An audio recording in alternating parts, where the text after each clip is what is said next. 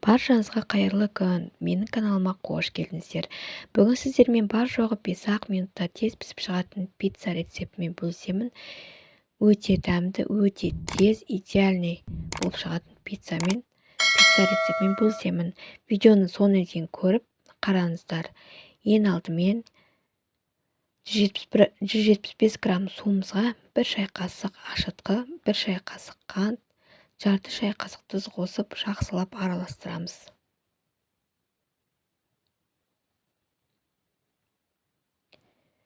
Бетін жауып, көпіргенше 5 минутқа қойып қоямыз. Одан кейін 350 грамм ұнның үстіне осы сұйықтығымызды құямыз.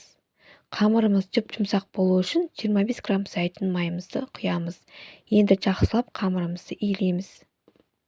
Тура осы рецептпен жасасаңыздар, пиццамыз өте идеальный жұп-жұмсақ болып шығады. Міне осындай қамырымыз шықты. Енді бетін жауып, жарты сағатқа қойып қоямыз.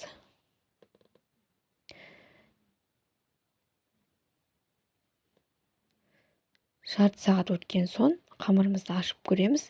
Көріп тұрғандарыңыздай көтерілді. Енді қамырымызды теңдей 2 бөлікке бөліп, жақсылап домалақтап, қайта ыдысымызға саламыз.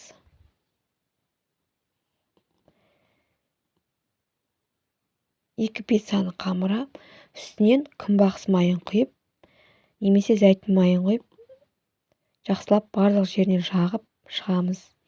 Енді бір-біріне жабыспау үшін салфанның бетіне төсейміз. Тағы да жарты сағатқа қойып қоясыздар. Міне қамырымыз толықтай көтерілді. Енді пергамент қағазымызға оны сеппей, домалақ етіп, жұқа етіп жаямыз.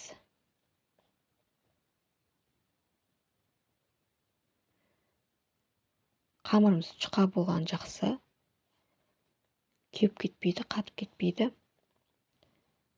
Енді мен бұл жерде қолжетімді майонез бен кетчуп жағып, арнайы соуспен жасауға болады.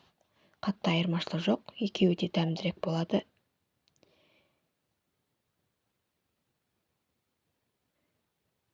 Жақсылап жағып шығамыз. Енді мен бұнда 2 түрлі сыр қолдандым. Сметана және моцарелла. Алдымен сметана сырды сеуіп шығамыз бетіне.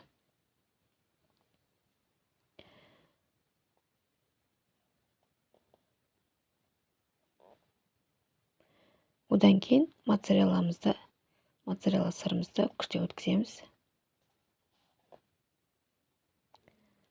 Шұжықтарымызды әдемілеп, жұқа етіп, жұқа болған жақсы жұқалап тураймыз.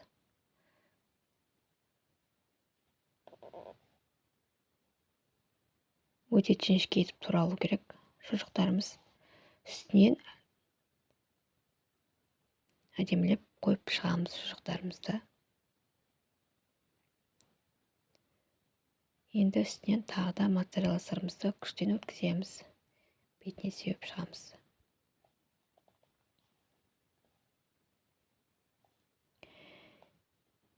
Пешіміз ең жоғарғы градусқа қоямыз, яғни менде 280 градус.